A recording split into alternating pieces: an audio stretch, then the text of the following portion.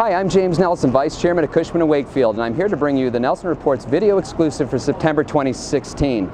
In my Globe Street blog this month, I talked about what buyers should be looking for in today's market.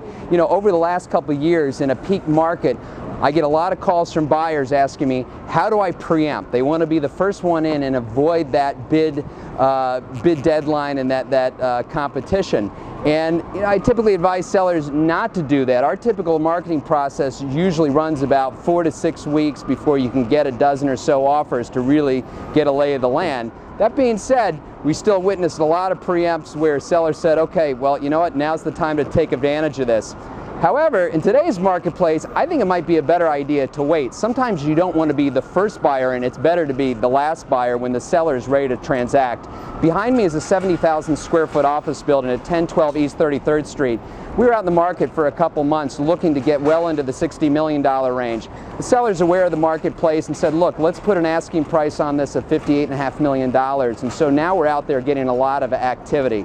So, but we're still seeing hesitation in the market. We're seeing a lot of buyers waiting to see where this market goes.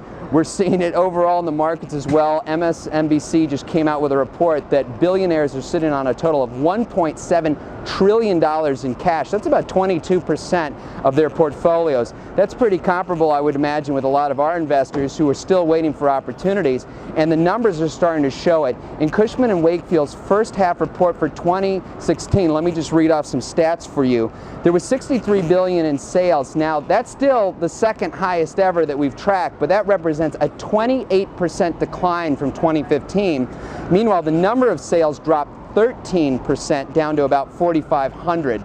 So we are starting to see a slowdown in the market, and it's important to remember that these sales were negotiated 6 months ago. Based on the recent pace we've been seeing over the last few months, I wouldn't be surprised if the number of sales were down 30% by the end of the year.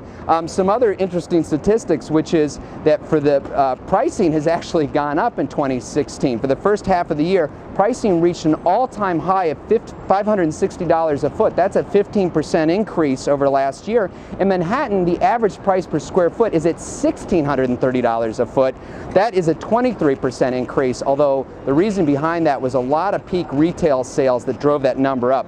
Without them, there was a more modest increase of 4% for price per square foot in Manhattan across all product types and 7% citywide. But meanwhile, I don't want to paint too rosy of a picture. The development market's been having some real challenges.